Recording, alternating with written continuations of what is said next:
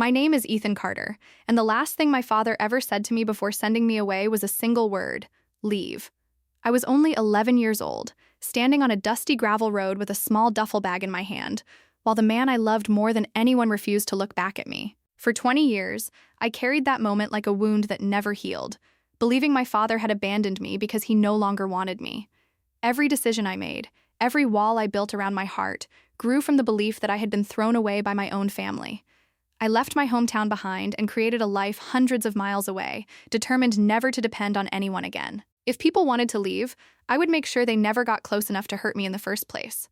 By the time I turned 31, I had become a respected large animal veterinarian in Montana, spending most nights helping ranchers through emergencies while everyone around me panicked.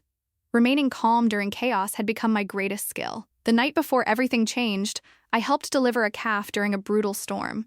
And when the rancher hugged me with tears in his eyes, I realized something strange.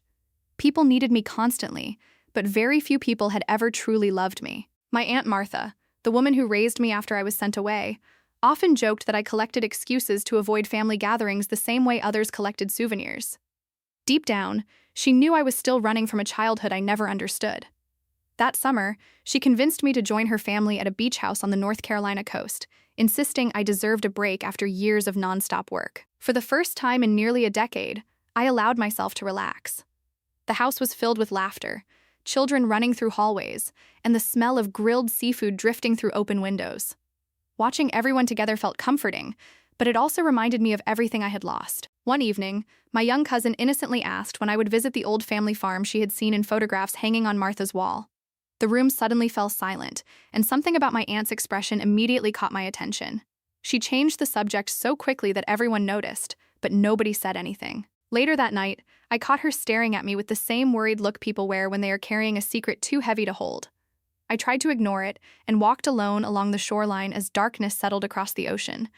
The sound of crashing waves was peaceful until my phone vibrated with a message from an unknown number. The text contained only one sentence: "Fly home immediately. Do not tell your parents."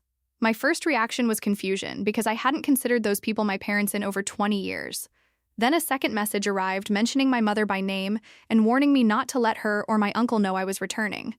Suddenly, the cool ocean breeze felt colder than before. I replied, asking who was texting me, but the response offered no identity, only another warning.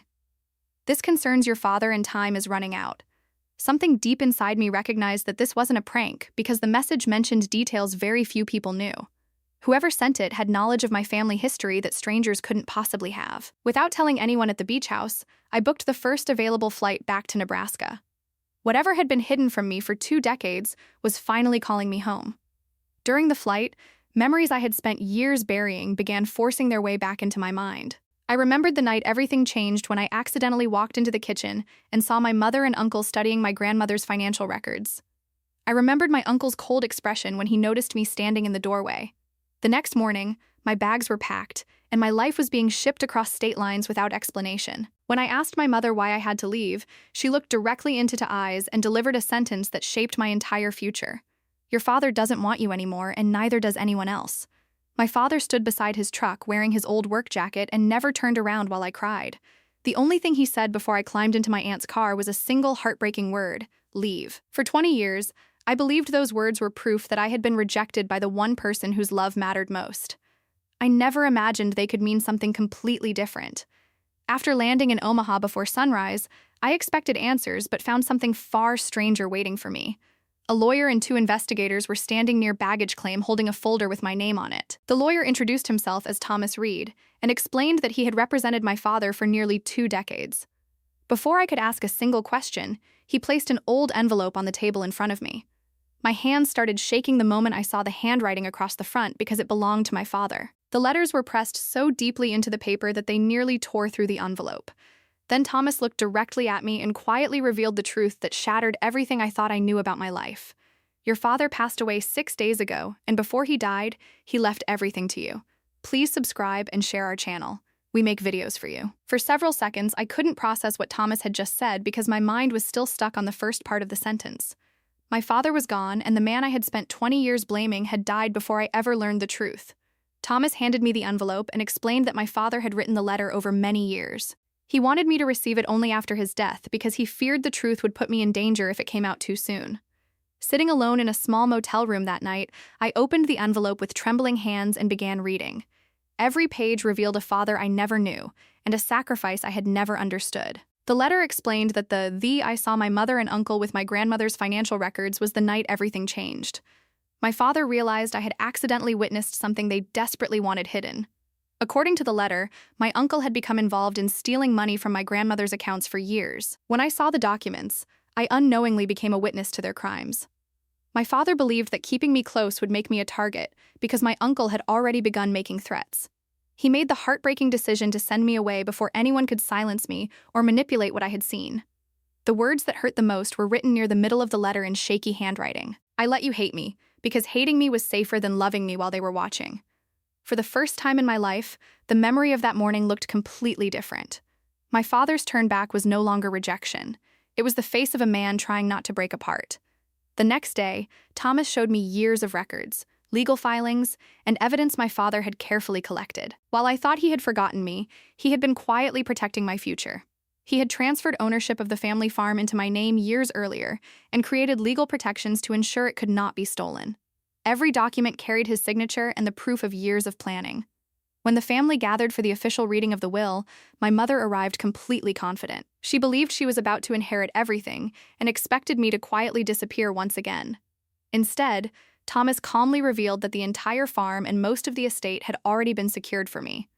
The room fell silent as the reality of the situation began sinking in. My mother's confident smile vanished almost instantly and was replaced by disbelief. She accused everyone of lying and insisted the documents had to be fraudulent. Then the investigators revealed that an ongoing financial investigation had connected years of suspicious transactions to my mother and uncle. Suddenly, the story they had controlled for decades began falling apart. Family friends who had believed their version of events finally heard the truth for the first time. The lies that had followed me since childhood could no longer survive in the light. My younger brother, who had grown up hearing terrible stories about me, quietly admitted he had never actually seen proof of any of them. Even he was beginning to question everything he had been taught. Over the following months, lawyers battled over the estate while investigators continued examining financial records. The process was slow, complicated, and often exhausting, but the facts remained on my side. Eventually, the courts confirmed my ownership of the farm and upheld the legal protections my father had established years earlier. His planning had accomplished exactly what he intended. My mother received only the limited share allowed by law, far less than she expected. The empire she thought she controlled turned out to be built on lies and assumptions. As for me, I stayed long enough to walk the fields my father had spent his life protecting. Standing there alone, I finally understood that every painful year had been part of a sacrifice he never wanted credit for. The grief never disappeared completely because no amount of truth could return the years we lost. There would never be another chance to sit across from him and hear his side of the story in person.